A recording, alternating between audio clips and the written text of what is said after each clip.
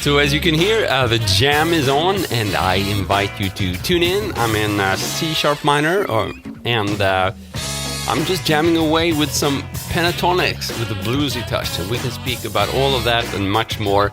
If you have any specific questions, just shoot them at me.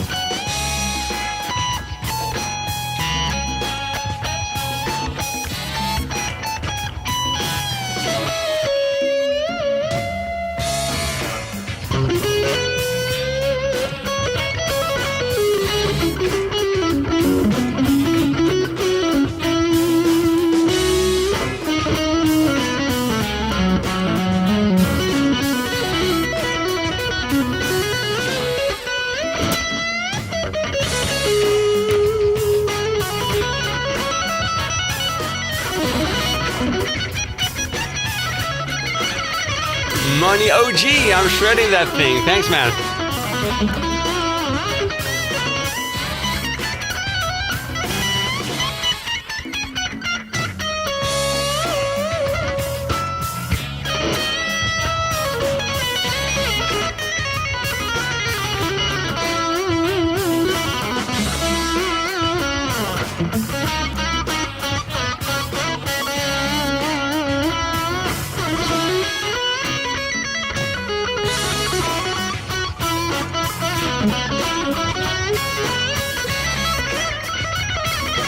Well, thank you, Barton. Thank you, Herjo. Can you do Scuttlebutt? I don't know that track. But like... That sounds like that, right?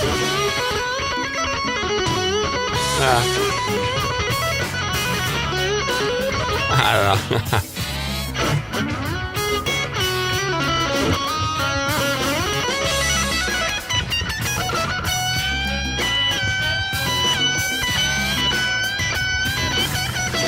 Ooh, we have Fred here again. Thanks for tuning in one more time. Every time you join and speak about corn, I get hungry. That's a problem. Dang, thank you, Nate. How can you read comments and play a hard riff at the same time? Good question. So most of what I do, well, I don't know how I can do that actually. Probably muscle memory. Because, you know, when I improvise, I usually need my brain, right? So if I'm not using my brain, it probably means my muscles are doing its thing, which isn't necessarily a good thing, but you can go for a little while with just muscles and then, you know, read a comment and then think some more about what you're going to play next. So there's a bit of a, like, sight playing happening, probably.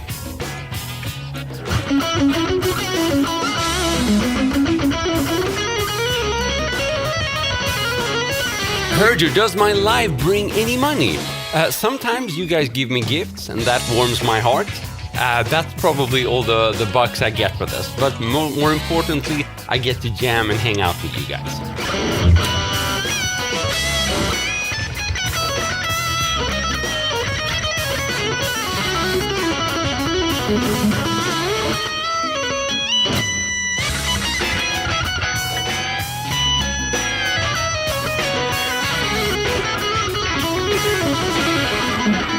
I don't know any Santana, sorry. I mean, I can always try, turning down the treble a little bit and play slowly, see what happens. If I could subscribe twice, I would, man. Great freaking job. Thanks so much, man.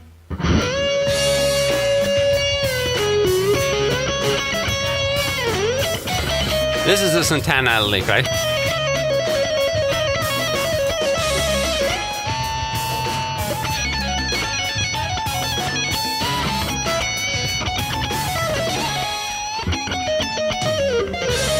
Fred, you need to stop speaking about corn, or I'm just gonna have to take a break and eat the second breakfast.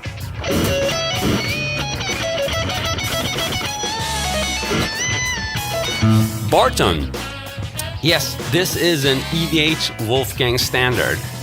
So it's kind of the cheaper line, right? I think it's Korean made. South Korean made, obviously. Or no, actually, this might be Indonesian. I think it's when they made the shift. I'm not sure which one, actually. But it's a very nice guitar, good value for money. Though, I should warn you, this tremolo might give you some issues. Not necessarily tuning it, staying in tune, because it comes non-floating the way Eddie would set it up. But it's just not really up to par with Floyd Royce. Whenever you want to change strings or whenever you want to fine tune, it's a different story. I'm not totally happy with it, but the rest of the guitar is amazing.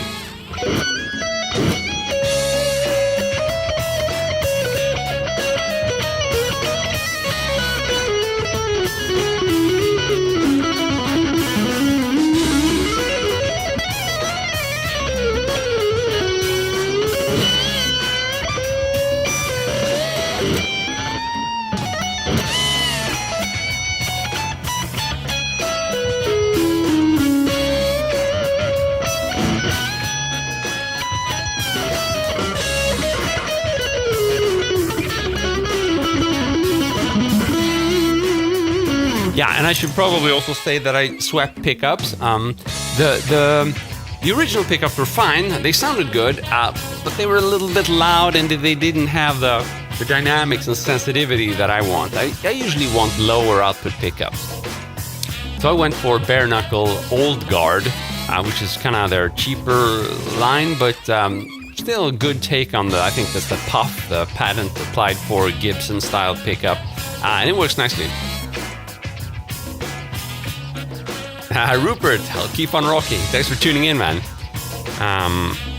So if you guys have any specifics about the stuff I do, I know it can be a little bit overwhelming when I'm just shredding around like this, but a lot of the things I do here can be broken down. And in fact, I could show you that Santana sounding lick. I mean, I don't know a lot of Santana, but I've seen him do this quite a bit.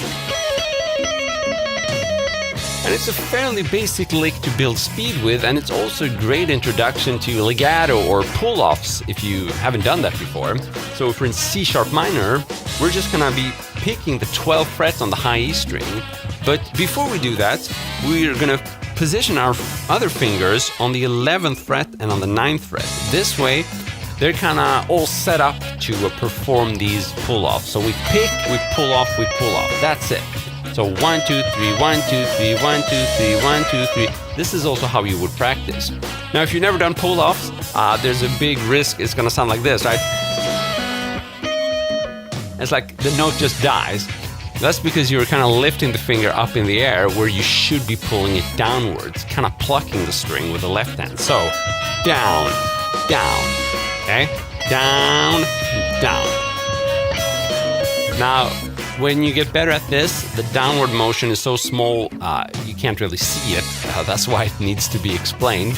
But it's happening there. It's, again, like you're plucking up like this, you would pluck with a downward movement. Whoops, it's the same. So these are 09 to 46, Steve, and I use bare knuckle old guard pickup.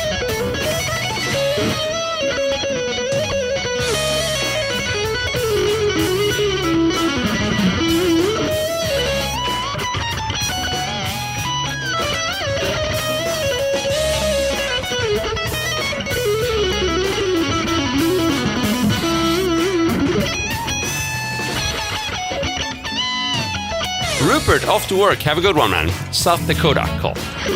Stockholm, Sweden here, by the way. I don't know where you other guys are located. It's always fun to know how we're dispersed around the world.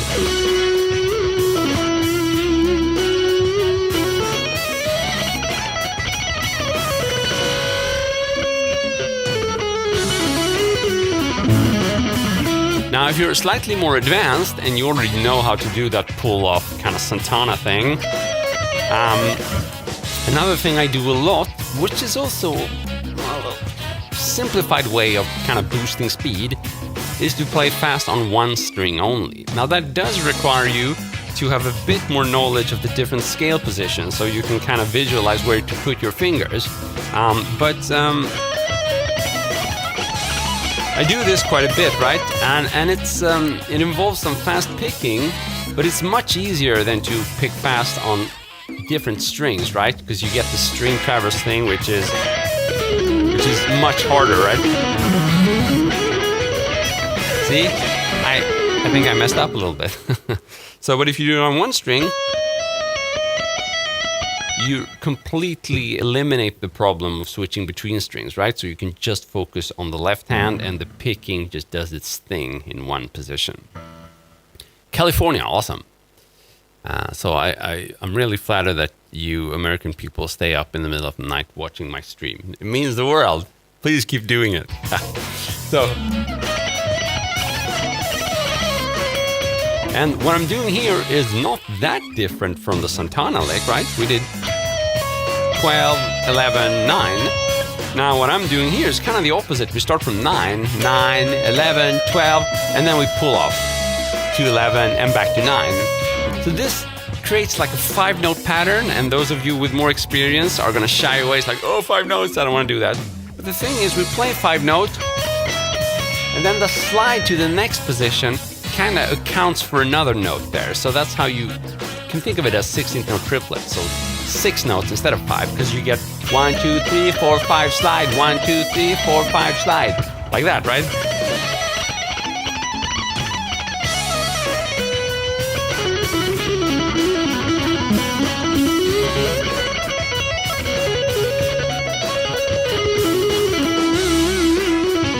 Yes, Friday in Sweden, that's true. No picks. What size of picks? So picks, I use, let's see if we can get this. This is Jazz 3 XL. And I played quite a bit different Jazz 3s. I like them. This is the Jazz 3 Tortex. I've used it a lot in many of my shorts here. But right now I've kind of discovered this one, which has the same characteristics. It's a little bit larger, a little bit easier to grip, and it's less slippery. I think part of it is the text on the pick, which is actually sticking out and makes it, it gives it a good surface to grip. So right now it's the Jazz 3, what's it called? Ultex. It's actually called Ultex. Jazz 3 Ultex. Ultex. I don't know how you pronounce that. Maybe you can read it. It says Ultex.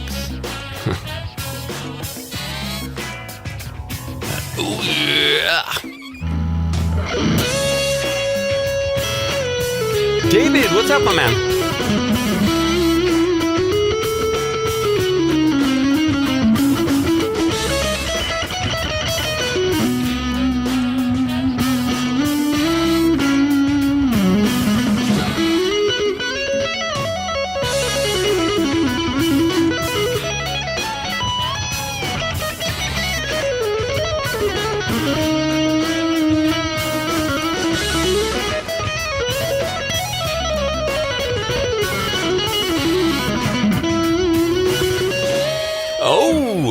I'm your 11-year-old grandson's new guitar hero. Man, that means the world. Tell your grandson hello from me and tell him he's gonna be much better than me at guitar when he grows up.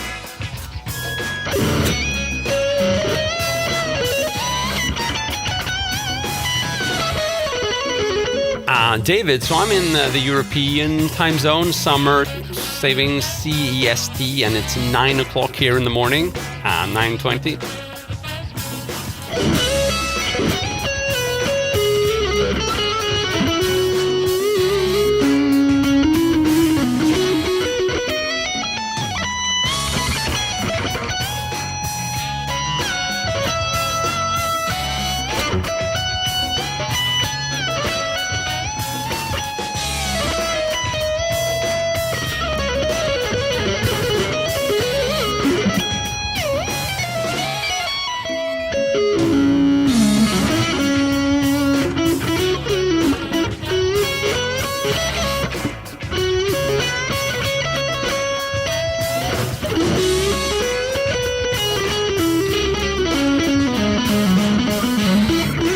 David, see you next time. So here I'm working on something that I'm not that good at. I should get better at it. And it's repeating more themes as I improvise. I find, especially when I'm trying to multitask and read your comments, stuff like that, I find myself constantly just wander around the guitar. And what happens is I find a melodic theme, but instead of sticking with that and developing it, which is much more pleasing to the ear and to you guys basically, I tend to play it and then just move on. So here I found that kind of thing, which I started playing around with. Now I should really challenge myself here and keep doing that for a little bit, see if I can build melody with that.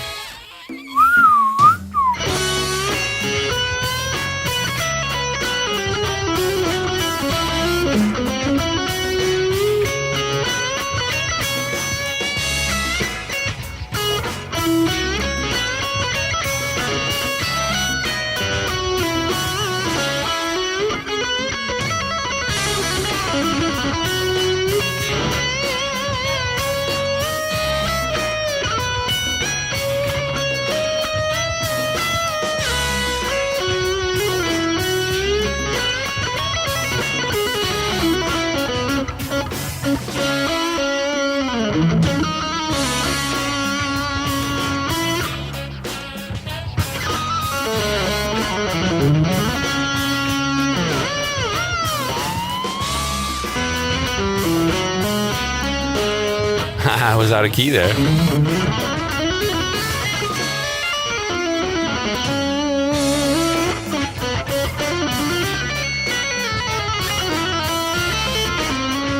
If you're wondering why everything started sounding like crap there, I tried to get jazzier and I threw in some random dominant 7 arpeggios. Hey, Toxic Angel, good to see you, bro.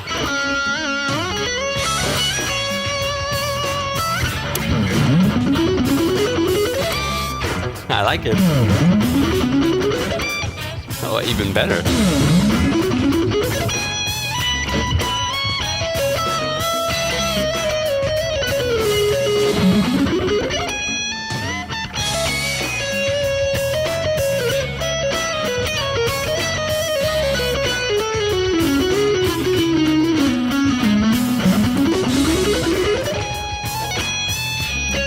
So here, what I'm doing with this kind of fast build-up is just a pentatonic scale. And I'm playing like 6 notes at a time, and then I go back 1 string and play 6 more notes. So it's 1, 2, 3, 4, 5, 6. 1, 2, 3, 4, 5, 6. 1, 2, 3, 4, 5, 6. 1, 2, 3, 4, 5, something like that, right? So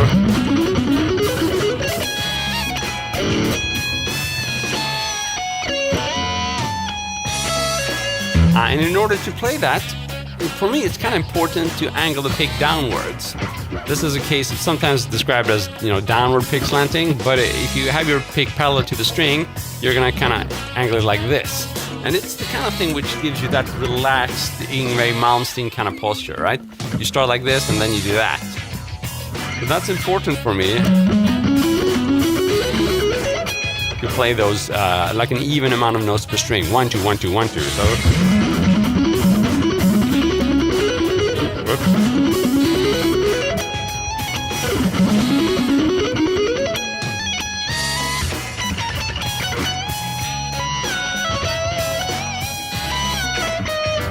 Okay, you just got your first guitar. I don't know how the hell people reach all the frets with just one hand. It feels impossible in the beginning. It sounds impossible when you're playing, but it's doable, and you're gonna be able to do it if you stick with the guitar. A lot of stuff comes naturally if you just keep on playing. Now, specifically, the hand posture has a good impact on your reach.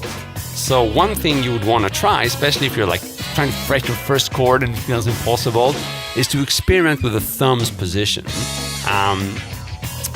Some chords benefit from the thumb being in the center, back of the neck. Some chords benefit from it sliding a little bit up so you can start seeing it. There are more extreme applications where you can really grab the neck like this. But regardless of which one is gonna like suit your specific situation, what really matters is to experiment when things don't work. So if you can't fret the chord, put the guitar, the hand down for 5 seconds, pick it back up, and use a slightly different thumb posture. See if it feels any easier for like 15-20 seconds. Put the hand down for 5 seconds and try again. This way you're making sure you're relaxed, you're giving your body and your nerves and everything a fresh start with a new grip. And just that by itself, I've found, can really help people improve the reach. Now, that's not gonna, take you towards that kind of stuff, right? There are many steps in between, but it can definitely have an impact on like how well you can fret your first chords and stuff like that.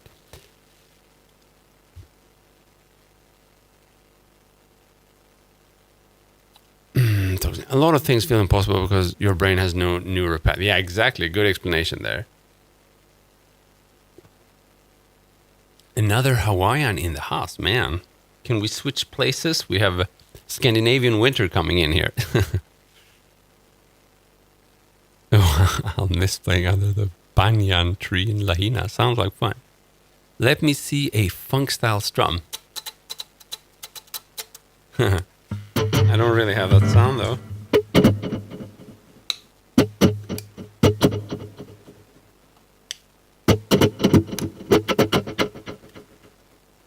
Let's see if we can get it.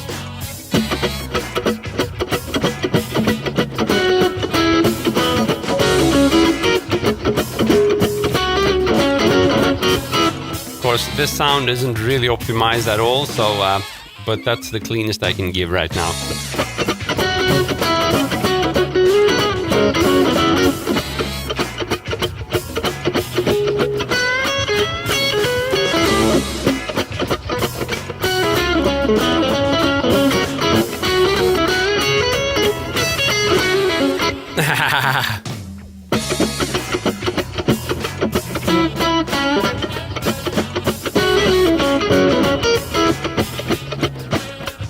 Ow.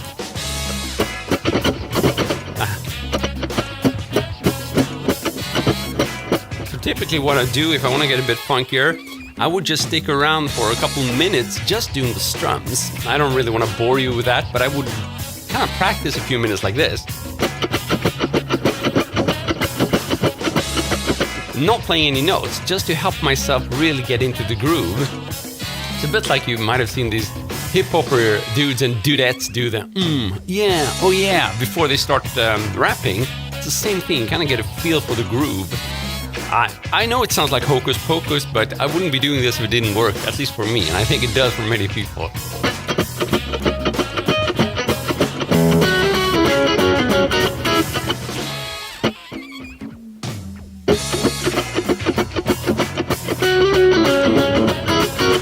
Hey there, random guy. What's up, my man? So there we go. A bit of funky stuff. Should we try to find something else here? Da da da da da da da da da.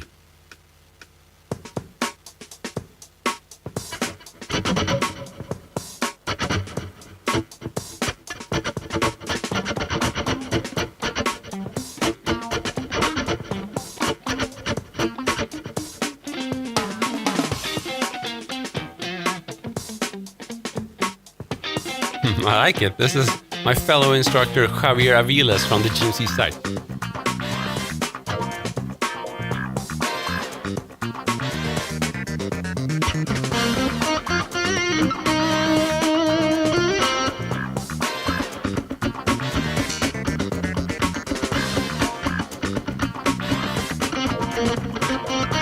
So again, this is a new beat to me, so I would definitely need to kind of tune into the rhythm, just doing...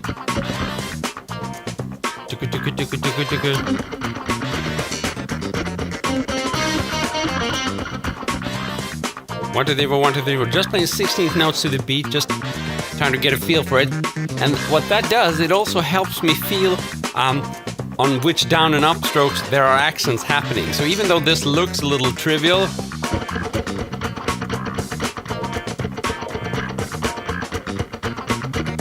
it's still really helpful because my mind kind of feels, again, where my pick strike coincides with some kind of accent, and that kind of helps me adapt my groove to the groove of the backing track.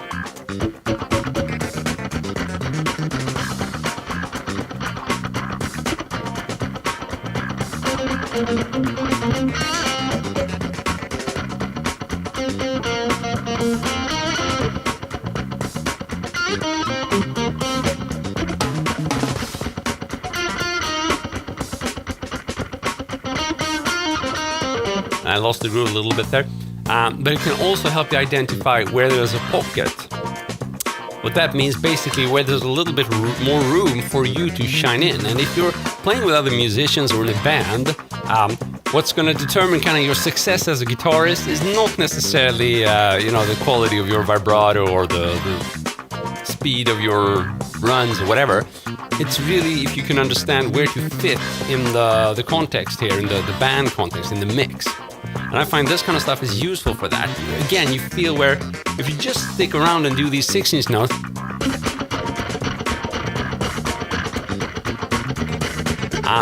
after a while you're gonna get bored of just doing the rhythm, and you're gonna want to get in somewhere. And chances are you're gonna start feeling after a while where it's suitable for you to just play a note, where there's a little bit of space. And of course, this backing track is fairly busy. We have the pow pow, and we have the bass doing and we have some noises here as well. So I would probably try to find my way in between those. Well, this is a good place, but also between those rhythm guitar stuff.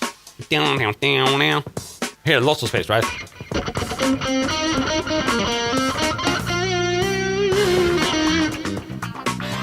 We have the funk guitar there. And these instruments in the mix, they are kind of responding to each other. They're doing exactly what I described. They're kind of finding their place in the pocket. Of course, that's done within the arrangement, so Javier, who did this, had the luxury of deciding where to chime in what instrument. But you're going to have to do the same if you're trying to play over a backing track.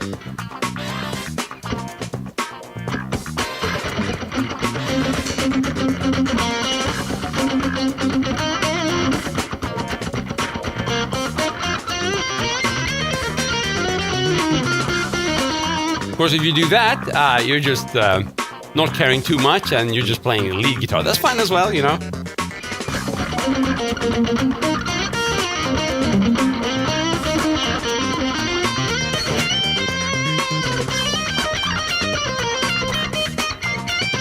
And the big advantage here is, of course, that the loudest part of the arrangement are the drums and the bass, I guess. So the other things I was speaking about is kind of mixed low, so you can totally plow through it and just play on top of. But if the rhythm guitar was louder, you'd have problems just doing what I did there. You'd have to, again, find those pockets. And this is something I'm working actively on. It's the kind of thing it's easy to disregard when you're practicing on your own and working on your chops.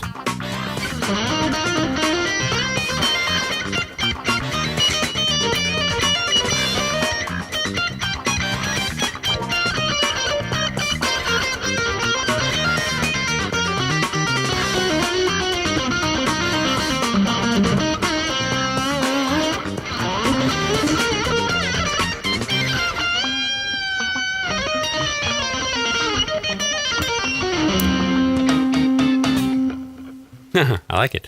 So this is a different kind of challenge. Sometimes it's easy when you search for backing track to immediately dismiss the busy ones, right? It's like, no, I just want lots of rooms and lots of room to jam. And for, sometimes that's completely superior, just if you want to not be bothered by the backing track too much and rather use it like a metronome.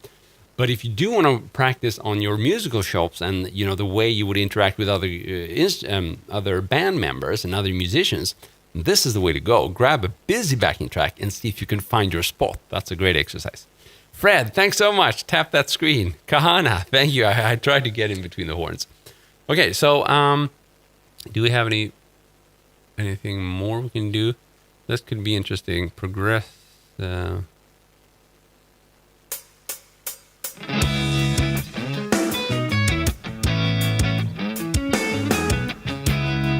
This is going to be very different.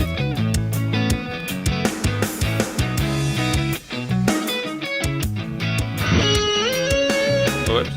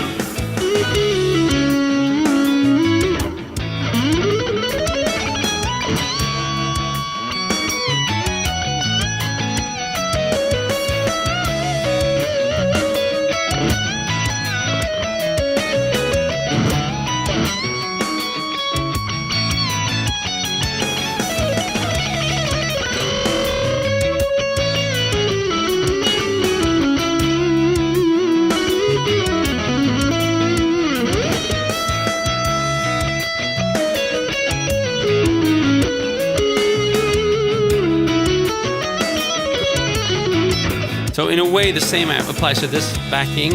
Although it's not as complex with different instruments, you still have a fairly complex rhythm guitar doing stuff, and you would definitely sound better if you listened a bit more than I did and work kind of against it or think more consciously about it.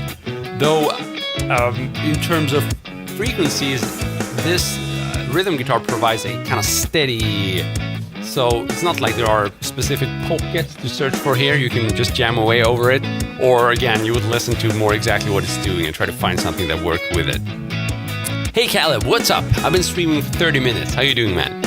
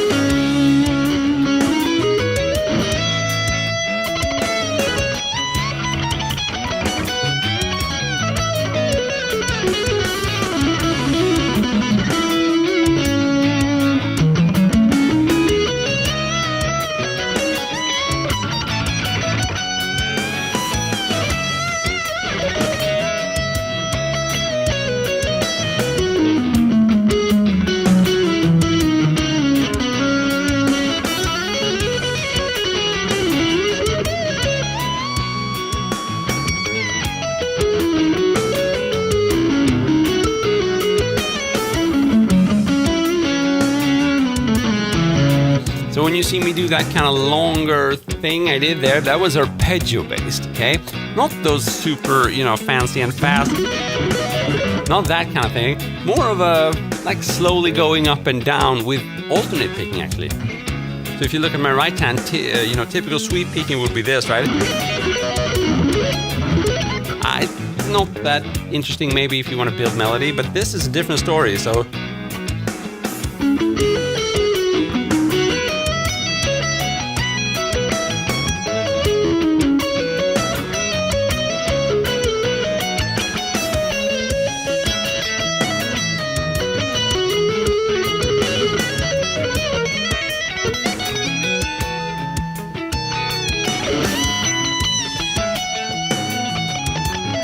It's a pretty nice build-up if you want to, get into more melodic stuff. And these arpeggios are all taken from the key I'm in. I'm in C sharp minor. So what I'm going to be doing, and here comes a fancy word, watch out for it, I'm playing diatonic arpeggios. So arpeggios that are contained within the key of C sharp minor. And if you're wondering how the hell, you could go about approaching this, What you need to do is first learn some basic minor and major arpeggio shapes, and then just check the scale diagram of any minor or major scale, and you're gonna see, if you stare at it long enough, that those arpeggio shapes that you just learned, minor and major shapes, can be found within that scale. That's exactly what I'm doing here. C sharp minor, we have A major arpeggio, we have the B major arpeggio, we have the C sharp minor arpeggio, obviously because it's in C sharp minor, and then we have the E major. So those are the ones I'm choosing from, and many more that are in there.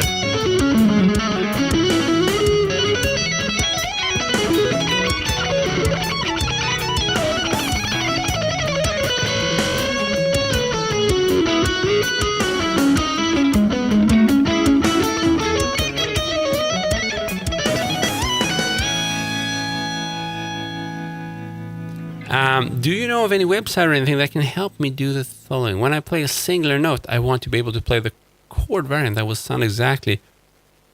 Okay, so you want a chord to sound exactly like a single note. That will be hard, because a single note is one note and a chord are more notes. That's pretty much the definition of a chord. So if you want many notes to sound like one note, your best bet is to play the octaves, right? So you have a...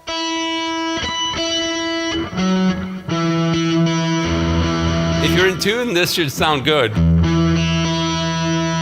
I'm okay. These are only E notes, right? So I think maybe you're trying to play like chord melody, and you have this thing you want to do, like...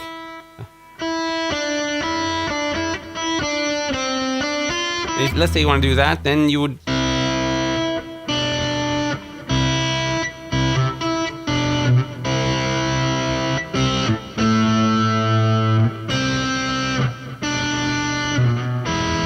I don't know.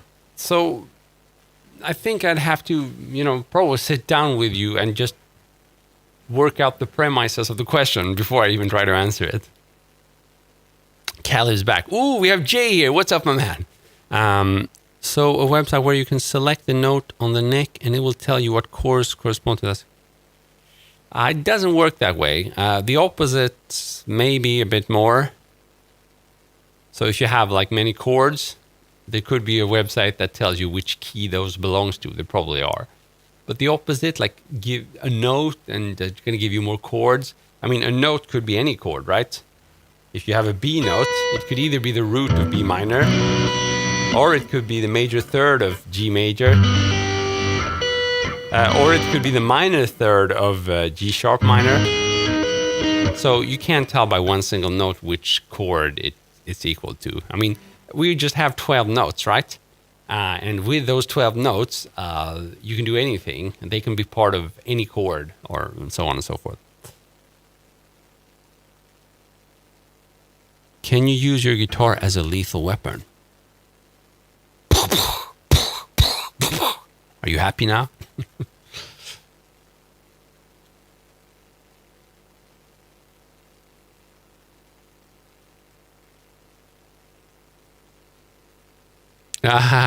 Interesting story, Caleb, about the Beatles. I can imagine, yeah. Probably the biggest pop stars in history with, Elvis and... Hello, my Japanese. How you doing? Japanese friend. Cosmos is here. Ooh, JB is here. So let's try it.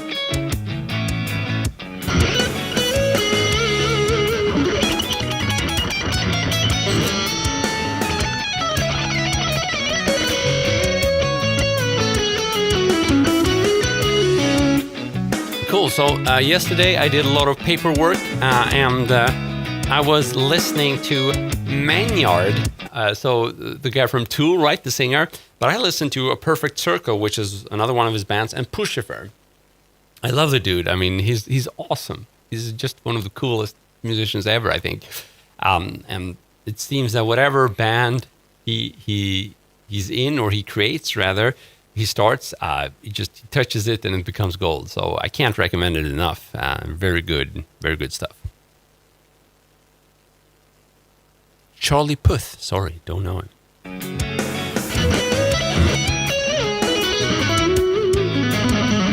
So I'm playing in C sharp minor now, and I'm throwing in a lot of tricks of the trade, some of which we've already spoken about here, like these diatonic arpeggios.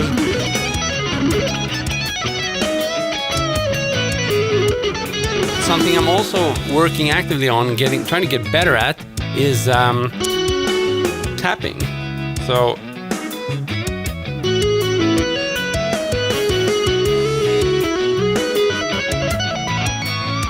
what could be better than the Eddie Van Halen guitar for that stuff? Now, I'm not trying to play fast tapping. I mean, sometimes I might do that, but this is more a melodic thing, trying to work out how I can use tapping for improvisation.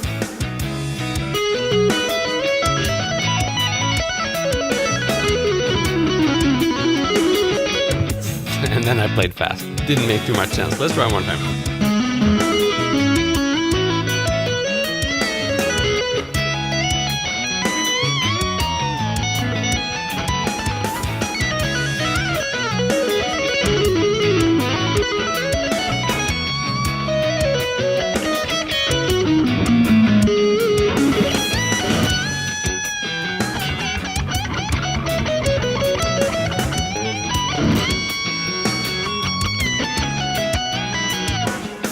You can sing a song, I Don't Want to Talk About It. Is that a famous song, or you want to come up with the song now? I don't want to talk about it.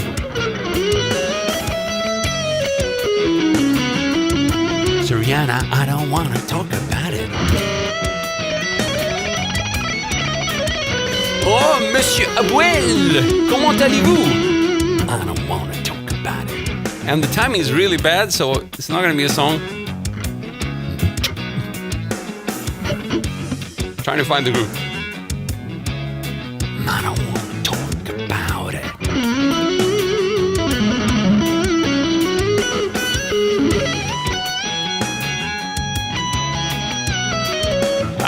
It seems that singing is not only hard, in terms of hitting the right pitch, but trying to play in time or sing in time is hard as well.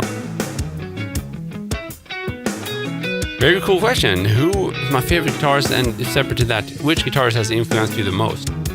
So, in order of priority, I would say Marty Friedman, Eric Johnson, Blues Saraceno, Yngwie, and then the list just goes longer and longer. Greg Howe, Alan Holdsworth,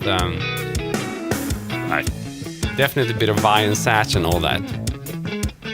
So, the list is very long, but I've only borrowed like small fractions of these names. Yes, Caleb, you can play. Most of the time, you can come very far with an acoustic guitar. I mean, if it's like extreme death metal or something, it's not going to work that well. But even for a lot of the...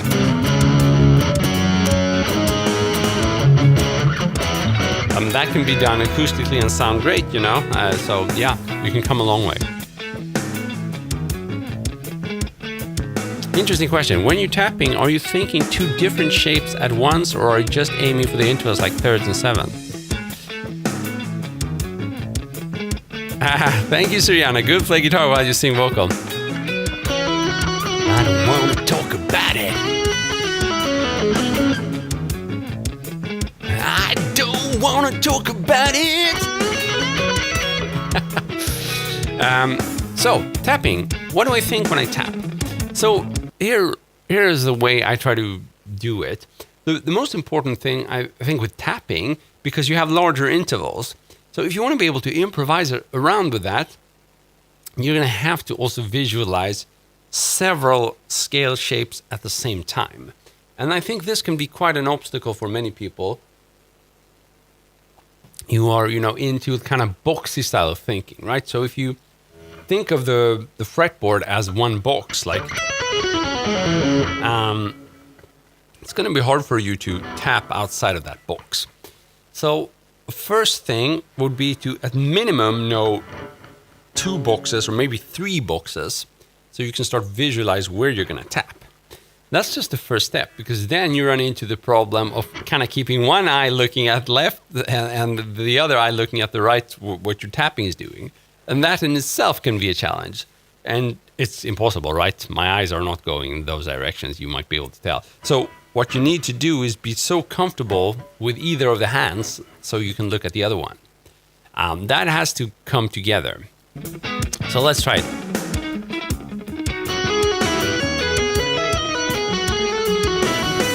So what I'm doing here is I'm playing the first kind of trusty pentatonic position with my left hand. This backing track was too difficult, I think, for me to illustrate, talk, and do everything at the same time. So let's see if let's just do this one.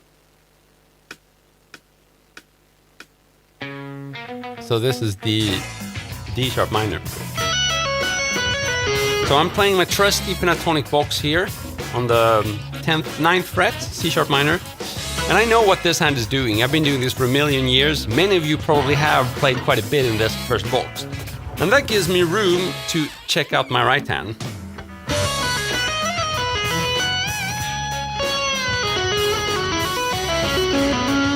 It's still kind of crappy, so let's try some more.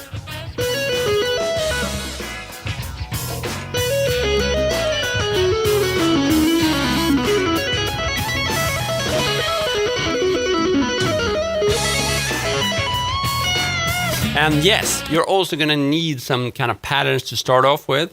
But chances are, before you even attempt to do this, you've probably done a few basic patterns, like simpler tapping patterns, maybe like the Van Halen or Kirk Hammett kind of thing, or maybe something more fancier, like maybe a bit more, I don't know, Greg Howe, Reb Beach, or someone who does a lot of tapping.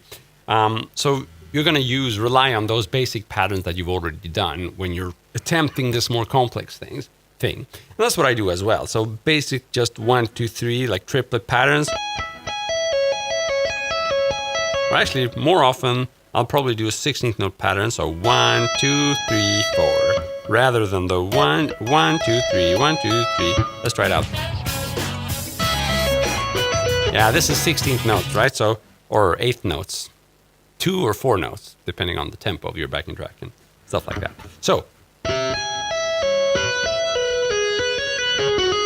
1, 2, 3, 4, and that requires me to do quite a bit of hammer-ons from nowhere, which I do in this first position, right? So, the first pentatonic box is going to be your friend when you're trying to do this.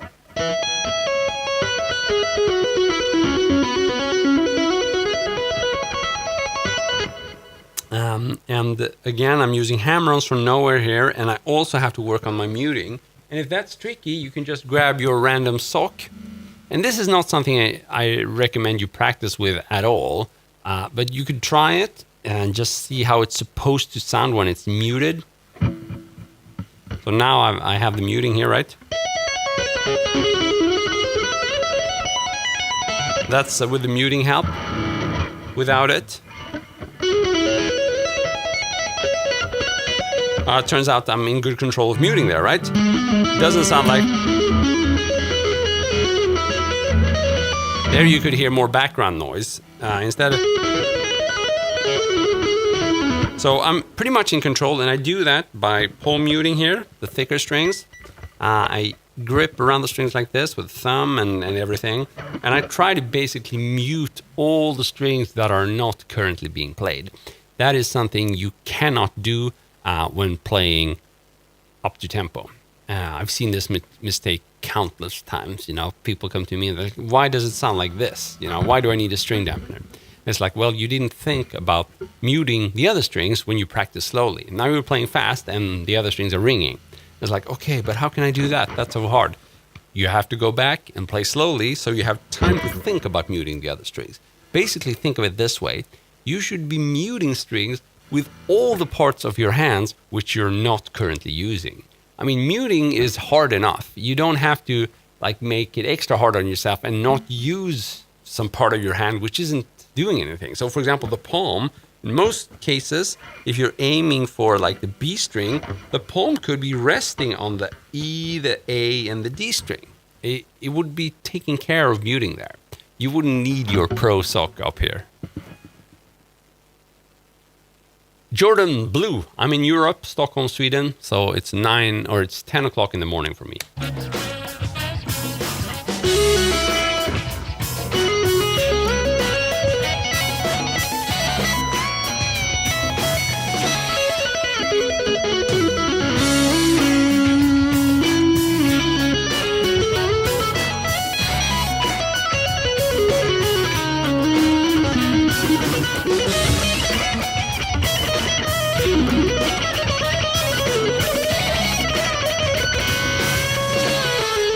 I don't know if that makes sense, but that's kind of the thinking, and there are lots of more details, of course, that go into this. I'm just trying to brief you of the most important things, and of the things I most commonly see people mess up. That's what it's about. Teaching, I think, in general, is about focusing on the problems you're most likely to encounter. And since I can't see you playing, I'm just going to assume that you're like an average guitarist who's struggling with these things. This is the most common things I see among people trying to do this. So things I missed quite a few comments here. Let's see. I don't know any Johnny Cash. Oh, thank Meb for subscribing. Means the world.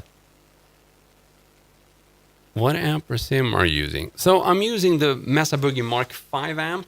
Maybe see it somewhere here. Yeah, a little bit there. But you're not hearing the cabinet. Instead, I'm using a cabinet simulator pedal, which is called More Radar. That's also how I can kind of send you the line signal here. When you hear poor quality audio live streaming, it's usually done using just one microphone, maybe on the phone, and it catches everything in the room. That sounds kind of crappy because the room has all these reverberations and it's not good. So what you're hearing now is just my voice straight into the microphone, and my guitar is not sounding in the room. So this microphone isn't catching the guitar. Since I'm using headphones, it isn't catching the backing track either. And I can monitor the guitar without it leaking into here. And I also route everything to you guys when I'm, mixed everything. When I mix the backing track, the guitar, and the mic, and all that goes to you. I don't know Canon Rock, sorry. The master sock is done by the pros, that's correct. We all have a spare rusty sock. How did you learn guitar and how did you learn English? That's a good one. So my story is a little complicated since my dad worked as a Swedish diplomat in a bunch of different countries. So I think I had a slight advantage over other Swedish kids because I was in foreign countries where I was actually in French schools. So back then I spoke French a bit better than I do now. But that also introduced me to English, especially when we lived in Jerusalem for 2 years. I was 11 and 12 years old, and I spoke French in school, and I spoke English outside of school, and Swedish with my family.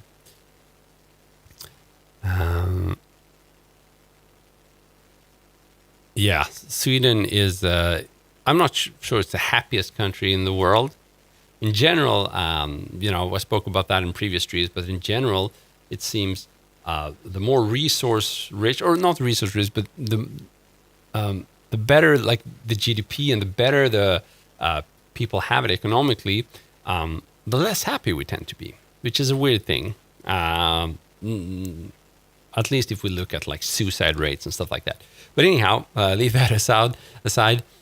Sweden and Scandinavia is often considered the most prosperous countries in the world, right? Where prosperity is dispersed among the population. So it's not like Russia where you have heaps of oil money, but the population suffers from poverty all over. Just 2 cities that get a bit of money and the rest are just extreme poverty. In Scandinavia, we have democracies, and since the majority of people want those resources to go back to the people, that's also what happens. So yes, good countries. In Europe in general has that. Scandinavia is in the top for sure.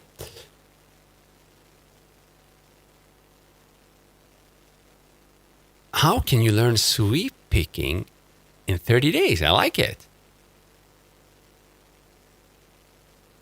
Wow. I'm an incredible human being. So are you, Detroit. You're the man. Thank you so much. Your big break is coming soon. Wow, that's an encouragement worth its name. Road 2 million. Thank you. Crazy Train. Whew, that's actually one that I know.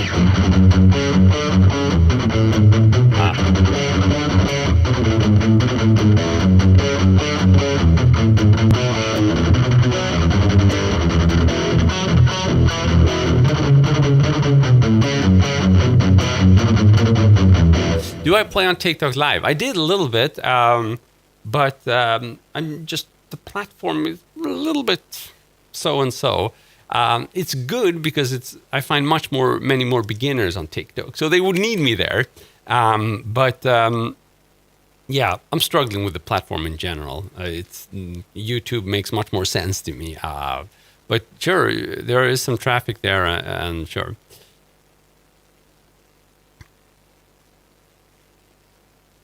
But it does seem that if I'm going to stream, I'll most likely be doing it here. I do them here on a daily basis. I would love to stream on Facebook and Instagram as well, because I have followers there and they're really nice people. But whenever I go live, it's just that the stream isn't shown to as many. And since I can only do one per day reasonably, I just have to choose the platform, and it seems YouTube is by far the best one right now. So I'm going to stick to it. But you can just go to my profile and follow me on Instagram and Facebook as well, because I have a lot of content there as well. Whoopsie. Almost pulled the camera to the ground there. Damn it. Scary stuff. I don't know the final countdown. Stream everywhere. Yeah, I had that philosophy of streaming as much as I could. But it's not really possible for me to do it, I think, more than once per day. I could, but what happens is I get tired of myself, right? And if I feel that I've been saying the same thing the whole day, I start hating what I say, and I'm not a nice man to have around. So I need to be somewhat confident in what I'm saying to you guys, what I'm playing and what I'm speaking about. And that seems hard if I'm going to live stream several times per day. So I figured, yeah, let's just choose one platform and let's do it in the mornings when I'm somewhat sharp. So that's what I'm doing is on YouTube now. And it's awesome because a lot of you guys keep coming back, and that feels great. And I start recognizing your names, and that's exactly what I'm looking for. If I just do them too randomly on lots of different platforms, that's going to be harder to get, right?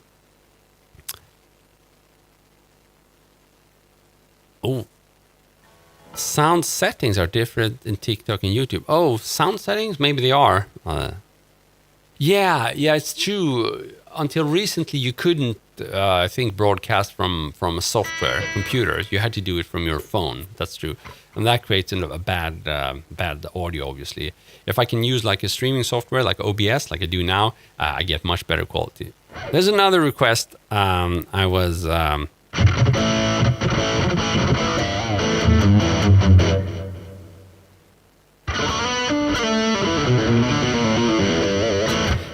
we had a request. Master of Puppets.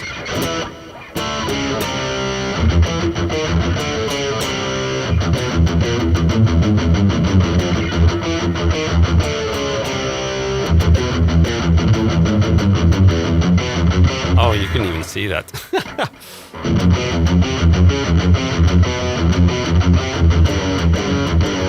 And the passion play crumbling away, and I'm your source of self-destruction.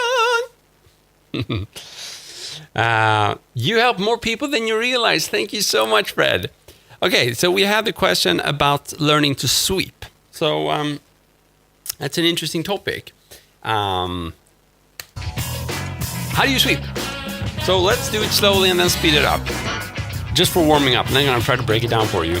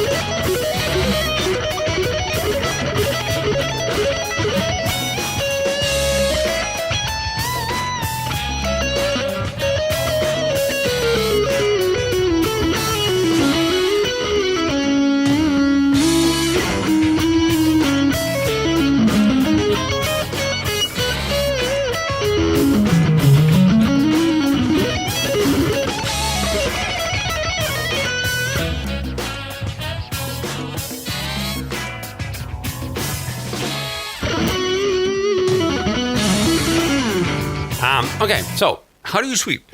And why would you want to sweep? Sweeping is just a way of playing arpeggios, right? And arpeggios are cool notes because they are the chord notes. And with chord notes, you can target the strongest and best sounding notes. And who wouldn't want to do that? So sweeping is a technique to play those strong notes in a faster way on the guitar. And it makes sense on the guitar because arpeggios usually feature one note per string. And playing just one note per string fast with down, up, down, up, down, up is very hard, right? It would look like this.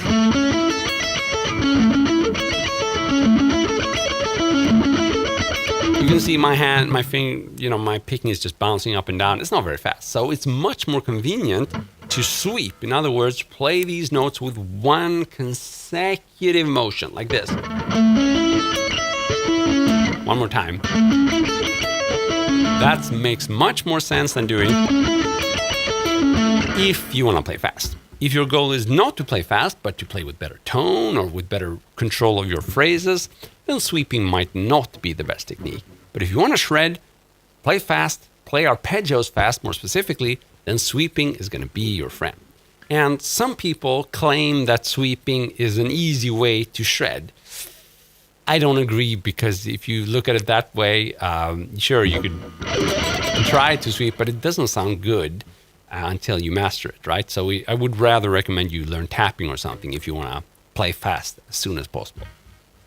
Sweeping, like I said, should be practiced with one consecutive sweeping motion. And the biggest problem people do, or the biggest mistake people do, is to practice it slowly, which is good, but not with a consecutive sweep motion. So they're not practicing sweeping slowly. They're doing it like this.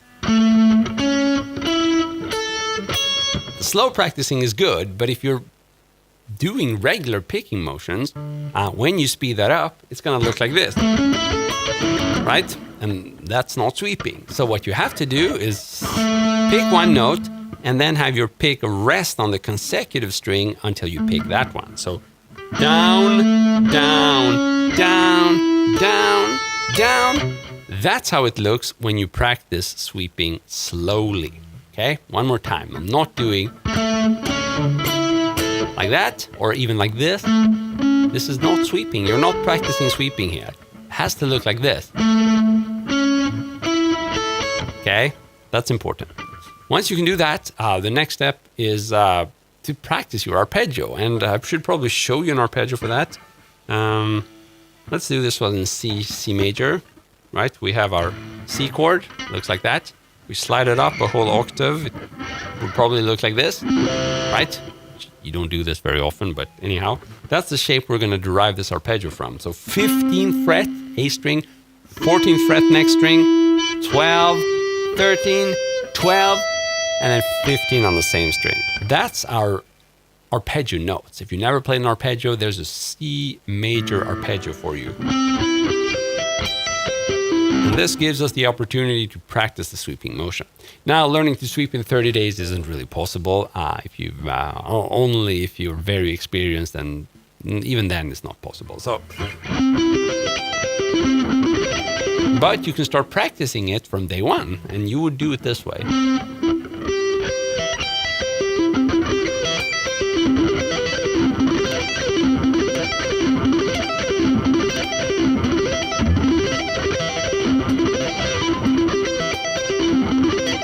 Dance Monkey, that's cool. That song is about people requesting stuff, right? Dance for me, dance for me, dance for me. That's about people kind of forcing her to perform something, if I remember correctly. Or am I wrong? So,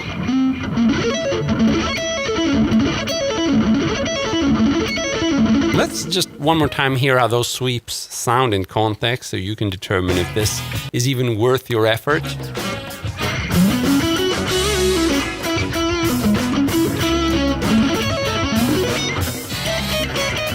If you want to be able to do that, then sweeping is the way to go. That was not sweeping, that was picking. One more time, sweeping. That was sweeping. Let's do it a bit more musically. So I'm going to sweep, and I'm going to try to land somewhere that sounds more musical, more melodic. We'll see if I can do it.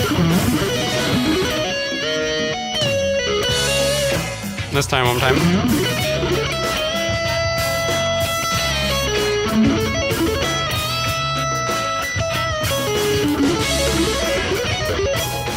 One more time. A little bit better there, right? So you saw me sweep and then reach like a target note. And that's how I think that's the most musical application of sweep picking. A lot of times sweeping can be very limited and it's just your one-trick pony shredding. But if you do it this way, make sure you land on a sustained note, then I think sweeping starts to make sense even from a musical perspective.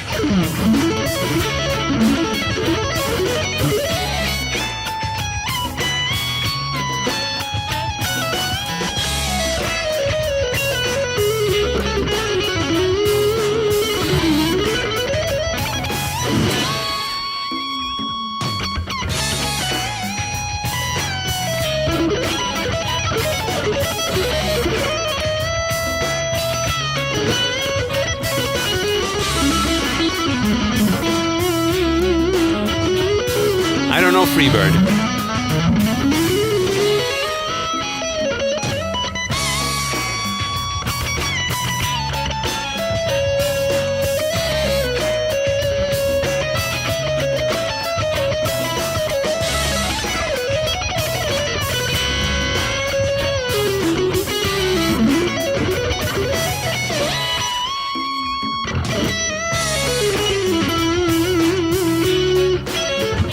So can we sweep slower and still make it sound sound usable? So it's not just like something you have to practice for ages until you can shred, and that's when you can use it. Let's try it.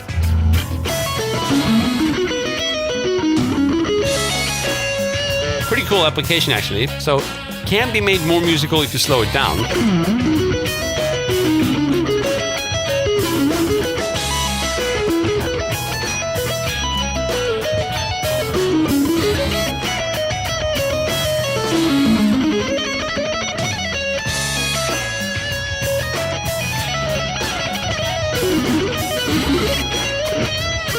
Sweep and harmonic, we can try.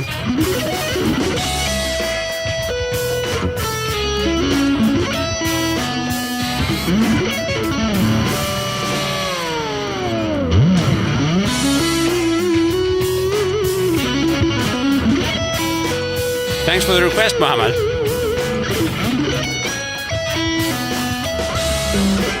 And I messed up. But there you have it.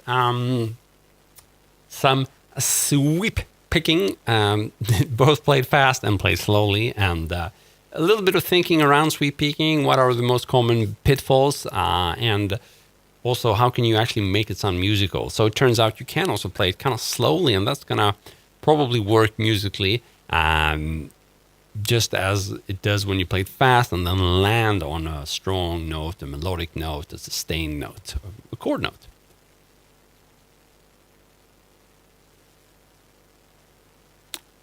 Ooh, that's a good one. Christopher, any suggestions on how to be a more positive person? I'm not even the one streaming. I'm sick of these people being so demanding. Who's being demanding? Is it the ones...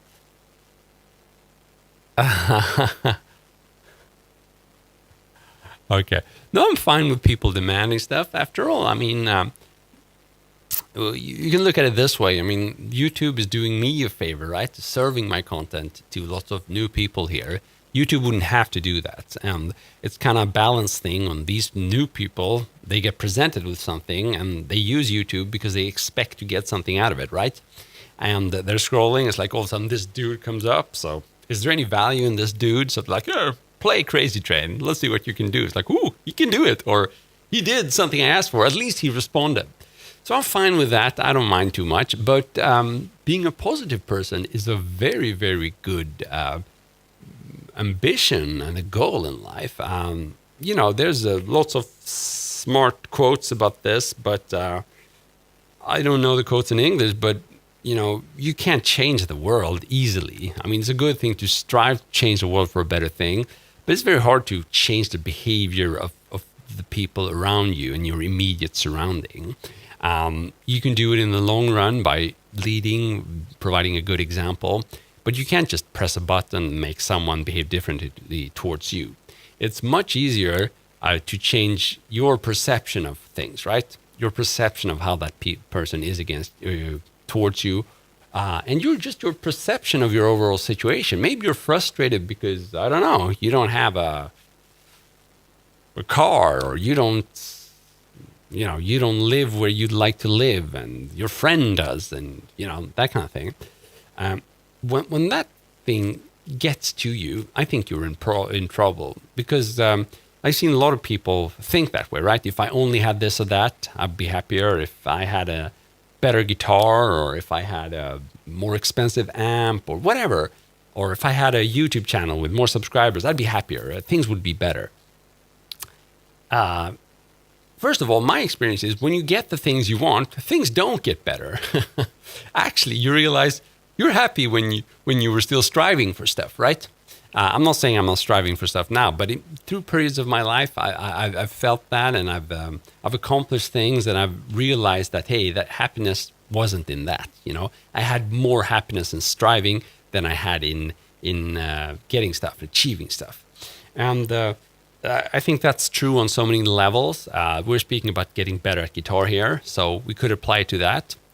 When you get better at guitar, will you be happier? No, you won't.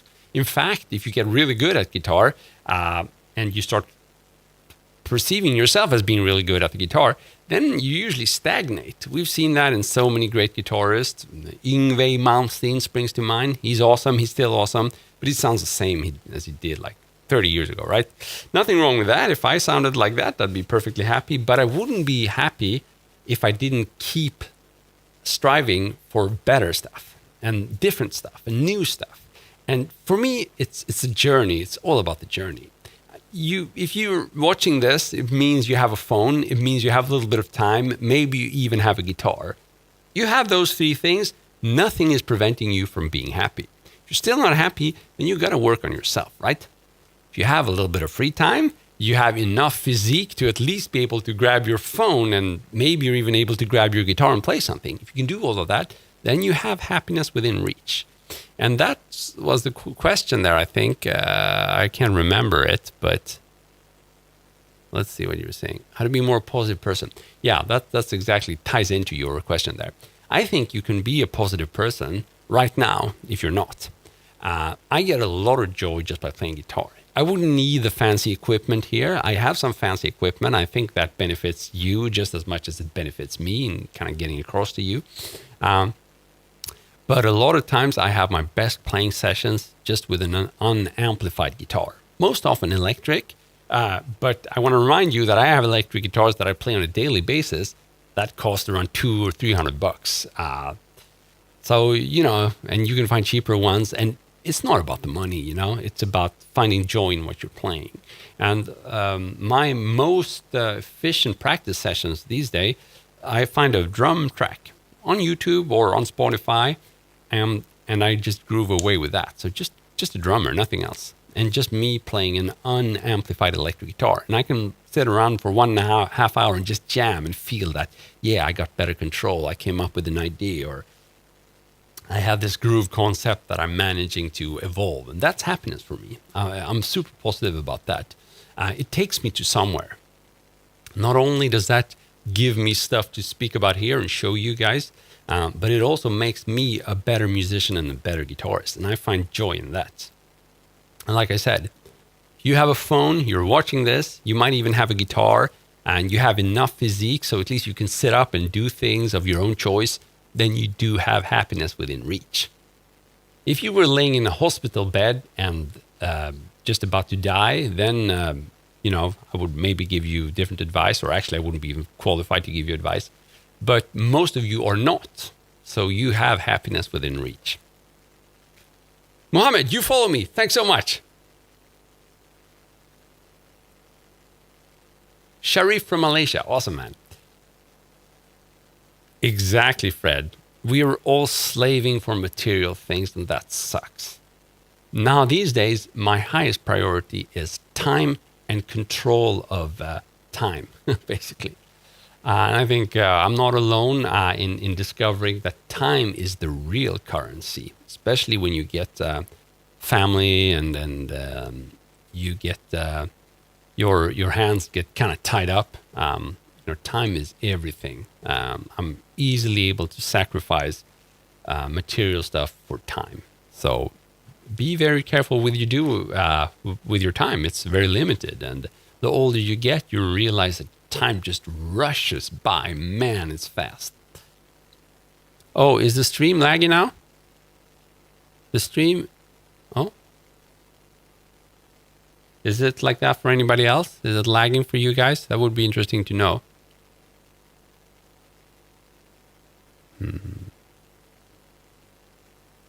If you actually want to rock, you will be happier for getting better at playing electric guitar. Exactly.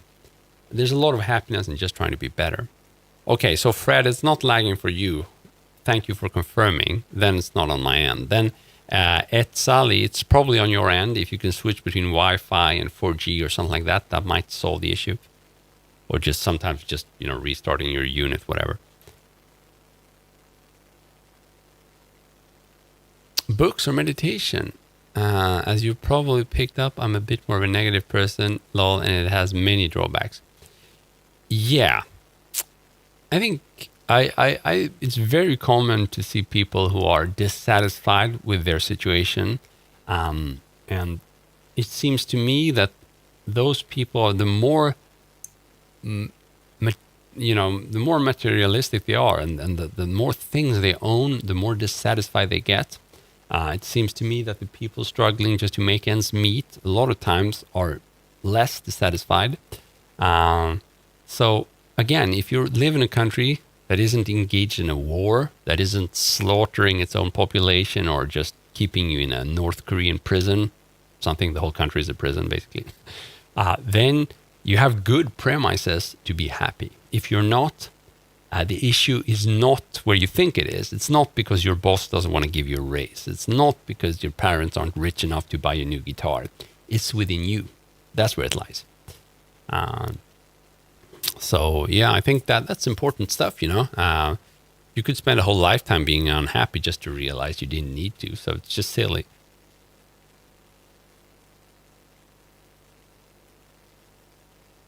You had a dopey smile on your face. I like it. If you're good at things and you get down because you haven't done some of the stuff, then yeah, you're going to get bummed. Go out, do stuff, live your life, accept challenges, see how you can improve, see how you can get better at whatever it is you're challenged with, and good things will come out of that. I'm not saying it's easy. I'm just saying if you don't work on the things you can actually affect, then you're in trouble. So work on self-improvement. Sure, try to get a better job, get a better high-paying job, find a better deal for your next guitar, whatever. Do that. Keep working on that. But do also realize that even when you reach those like short-term or whether it's a long-term goal or short-term goal, you're not necessarily going to be happier than you are now. So you could as well just work on happiness right now. See, what do I have? Well, I do have a guitar here. It might not be my dream guitar, but hey, Chris says plays any guitar unamplified and he's really happy about it. And I can find pretty much any backing track on the internet just using my goddamn phone. Think if you could go back in time 40 years with just the phone you're using right now, everybody would envy you, right? That's a good way of being happy. You have a unit which many people would have died for 40 years ago. You have it here. You can do whatever you want with it. You have your guitar. Rock away, man. Don't be sad. Do I offer paid lessons for subs? Yes. Or not subs, but you can get my courses. So if you like any of the things I speak about and you would want an in-depth explanation, just search for Christopher Dahl and you're going to find my site. Of course, I also give you Zoom lessons and that kind of stuff. So there are lots of ways, I could help you out even more than I do with these streams. And the main thing is just, if I can see you play, that really helps. But I try to focus on like general advice. And that's why I think even if you don't get any of my courses, I think these streams are useful because I'm basically again, assuming you're like the average student I have, which is struggling with some very common issues, I see the same thing over and over again. So that's the ones I'm addressing both here and in my courses. So you can come a long way just by sticking around. Cool. So I really like the fact that many of our streams, they venture into more broader topics. Like, we've spoken about mental health, about depression. Now we spoke about remaining positive and, how you can look at your situation and why there are good chances for you to actually be happy right now without needing, the better car or apartment or guitar or whatever you're striving for. So I think that's an interesting topic, and we should speak more about that. But right now, I'm going to have to thank you for being around. You guys are truly the best. I've been Christopher Dahl. It's been a lovely session. I'm going to do a little outro jam there, and then I'm going to hopefully meet you around the same time tomorrow. Have a good one. See ya. Cheers.